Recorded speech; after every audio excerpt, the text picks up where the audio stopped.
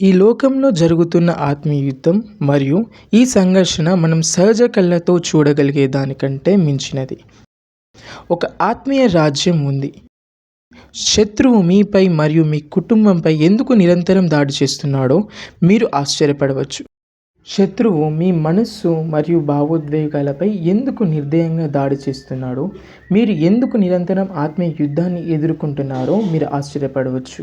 నేను మీకోసం ప్రార్థిస్తాను. ఈరోజు మీ ఆత్మీయ కళ్ళు తెరవబడాలని మరియు మీరు ఈ లోకంలో మరియు మీ జీవితంలో చూడాలని మరియు మీరు ఆత్మీయ రాజ్యాన్ని అర్థం చేసుకున్నప్పుడు, మీరు ఆత్మీయ రాజ్యంలో జరుగుతున్న సంఘర్షణను అర్థం చేసుకున్నప్పుడు మరియు మీరు క్రీస్తులో మీ గుర్తింపు అర్థం చేసుకున్నప్పుడు అంత స్పష్టంగా మారబోతుంది.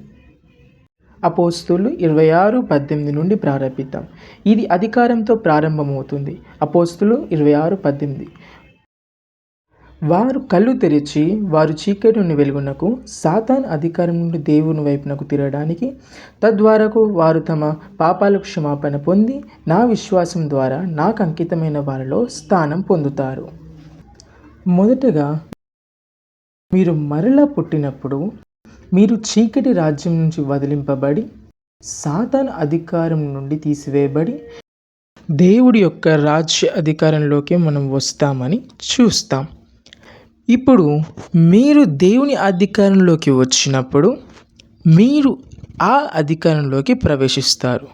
నేను లేని అధికారంలో పని చేయలేను. కాబట్టి మీరు మరలా పుట్టినప్పుడు చీకటి తొలగిపోతుంది, వెలుగు ప్రకాశించడం ఆరంభమవుతుంది. దేవుడు మిమ్మల్ని నాశనం నుండి లేపి మీ పాదములను ఘనమైన నేలపై నిలబెట్టాడు.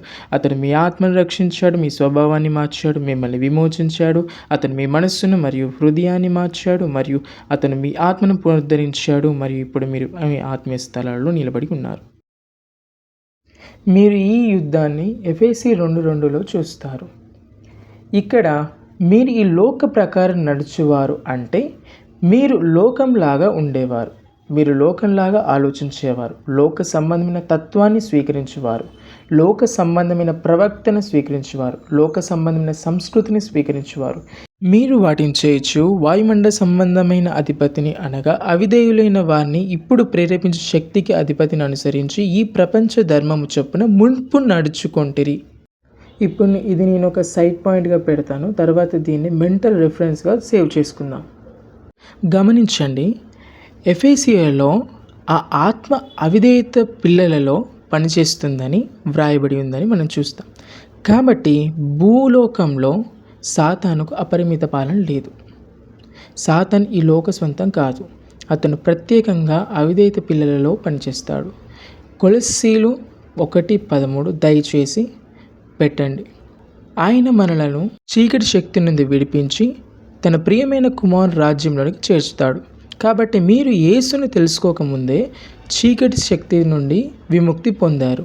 మీరు పాపానికి బానిసలు. అప్పుడు మీరు యేసును తెలుసుకోకముందే అపవాది మీ యొక్క యజమాని. ఈ విషయంలో మీకు వేరే చాయిస్ లేదు. మీరు సాతాను సేవిస్తున్నారు లేదా మీరు యేసుని సేవిస్తున్నారు. సరే, నేనే సేవిస్తున్నానని మీరు అనవచ్చు. కానీ ఆ స్వార్థపూరిత కోరికలు పాపం ద్వారా పుడతాయి మరియు పాపం సాతాను పాలనకు గురి చేస్తుంది. ఇది కేవలం మన స్వార్థానికి చనిపోయి క్రీస్తుకు చెందినప్పుడు మాత్రమే మనం దేవుడి రాజ్యంలోనికి వస్తాము. కాబట్టి చీకటి రాజ్యం, వెలుగు రాజ్యం అనే 2 రాజ్యాలు మాత్రమే ఉన్నాయి.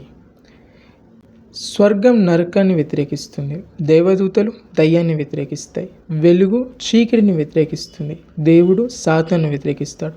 కానీ 2 సమానమైన శక్తిలో ఉండవు. అయినప్పటికీ సహజ ప్రపంచంలో మరియు మీరు చూడగలిగే మరియు అనుభూతి చెందగల దానికంటే అంతీంద్రియాల రాజ్యంలో ఒక సంఘర్షణ జరుగుతుంది. ఇప్పుడు ఒక సంఘటన జరిగింది, అదే ఈ సంఘర్షణకు ప్రధాన కారణమైంది.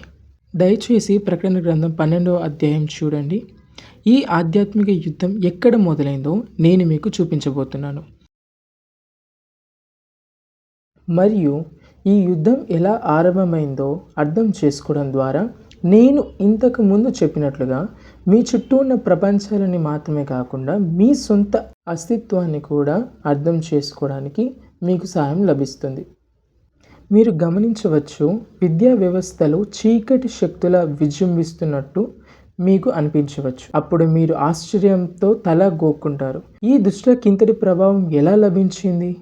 ఎంటర్టైన్మెంట్ ఇండస్ట్రీ చూసినప్పుడు వారు మీ పిల్లల వీడియోలకి కొన్ని విషయాలను ఎలా చూపించడానికి ప్రయత్నిస్తున్నారో గమనించినప్పుడు మీరు మళ్ళీ ఆశ్చర్యపోతూ ఈ వికృతి మనస్తత్వం గలవారిని ఇంతటి ప్రభావం, అధికారం ఎలా దక్కాయి?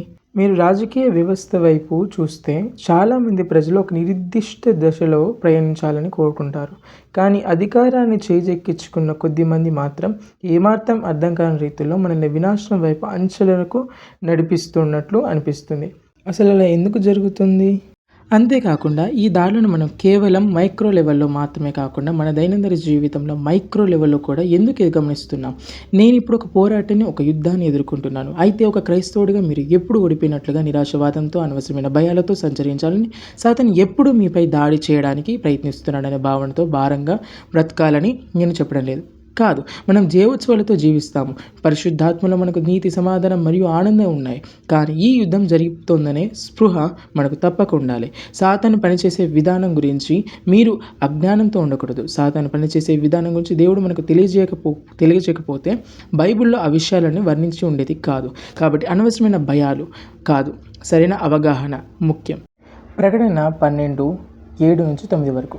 పరలోకమందు యుద్ధం జరిగెను. మిఖాయేలును అతని దూతలు ఆ ఘట సర్పంతో యుద్ధం చేయవలెనని ఉండగా ఆ ఘట సర్పము దాని దూతలను యుద్ధం చేసిరి గాని గెలవలేకపోయిరి గనుక పరలోకమందు వారికి ఇక స్థలము లేకపోయాను. సమస్త లోకాన్ని మోసపుచ్చుతో అపవాది అనియు సాతాను అనియు పేరు గల ఆ ఆది సర్పమైన మహా ఘట సర్పం క్రిందికి పడదోయబడింది. అది భూమి మీద పడదోయబడింది. దాని దూతలు కూడా దాంతో పాటు కిందికి పడదోయబడ్డారు. కాబట్టి పరలోక రాజ్యంలో ఒక సంఘర్షణ జరిగింది. అక్కడ సాతాను పరలోక తండ్రిని పదవీచ్యుతుడిగా చేయాలని చూశాడు. చెప్పాలంటే విజయం సాధించలేకపోయాడు. ఒక భాగం దూతలతో పాటు పడదోయబడ్డాడు. ఆ దూతలు దేవుని చూసినప్పటికీ వాడు మోసపుచ్చాడు. దీని గురించి ఒకసారి మీరు ఆలోచించాలని కోరుతున్నాను. ఈ దూతలు దేవుని కళ్ళారా చూశారు. ఆయన శక్తిని ప్రత్యక్షంగా వీక్షించారు. పరలోక రాజ్యంలోనే నివసించారు. అయినప్పటికీ సాతాను వారిని మోసపుచ్చగలిగాడు. మనం మాత్రం మోసపోమని అనుకోవడం ఎంతటి అహంకారం కదా! ఇంతటికి ఎప్పుడు జరిగింది? ఈ సంఘర్షణ మరియు సాతాను పతనం ఇవి భూమి సృష్టి తర్వాతే జరిగి ఉండాలి. ఈ లేఖన భాగాన్ని నేను మీకు మరలా కాసేపట్లో చూపించబోతున్నాను. ఇది ఇప్పుడు జరిగిందో అర్థం చేసుకోవడం చాలా ప్రాముఖ్యం. అప్పుడే ఇది ఎందుకు జరిగిందో మనం గ్రహించగలుగుతాం. దీని గురించి ఆలోచించండి. నిత్యత్వం అనేది ఒక నిరంతర ఉనికి స్థితి. ఆ సాతాను లేదా లూసిఫర్ అనేవాడు ఆరాధనతో కూడిన ఈ స్థితిలోనే జీవించాడు. వాడు దేవదూతల సమూహంలో ఒకడు. అయితే వాడి హృదయాన్ని మార్చివేసిన ఆ ప్రేరక శక్తి ఏమిటి? ప్రకటన 12:9 ఇప్పుడే మనం చదివాము. చెబుతుంది సాతాను ఎక్కడ పడదోయబడ్డాడు? Down to the. అతడు పడద్రోయబడడానికి ఏదో ఒకటి నిలిచి ఉండాలి. సో ఇదంతా క్రియేషన్ తర్వాత జరిగిన సంఘటన. ఇప్పుడు చూడండి, భూమి క్రియేట్ అవుతున్న సమయంలో సాతాను దేవదూతలతో కలిసి పాడుతూ దాని ఉత్సాహంతో ఆనందిస్తున్నాడు. యోబు 38:4-7. నేను భూమికి పునాదులు వేసినప్పుడు నీవెక్కడ నుంటివి? నీకు వివేకం కలిగి ఉన్న ఎడల చెప్పము. నీకు తెలిసిన ఎడల దానికి పరిమాణం నియమించిన వాడెవడో చెప్పము. దాని మీద పరిమాణం కొల వేసిన వాడెవడో చెప్పము. దాని స్తంభముల పాదములు దేనితో కట్టబడినో చెప్పము. ఉదయ నక్షత్రం లేకముగా కూడి పాడినప్పుడు దేవదూతలందరూ ఆనందించి జయధ్వనులు చేసినప్పుడు దాని మూలరాతిని వేసిన వాడెవడు? కాబట్టి దేవుడు ప్రపంచాన్ని సృష్టించినప్పుడు లూసిఫర్ వారి మధ్య ఉన్నాడు, ఆనందంతో కేకలు వేస్తూ. ఇప్పుడు ఇది కూడా మనుష్యుని సృష్టించిన తర్వాత జరిగి ఉండాలి. ఇప్పుడు అది కొంచెం గందరగోళంగా ఉంటుంది నాకు తెలుసు. ఎందుకంటే ఆదికాండం 3వ అధ్యాయం సాతాను పడిపోయిన స్థితిలో ఉండి ఆదాము హవ్వని మోసపుచ్చాలని చూస్తుంది. కానీ అక్కడ ఆదాము హవ్వకు ఎటువంటి సూచన ఇవ్వబడలేదు. ఇదంతా జరగడానికి ముందు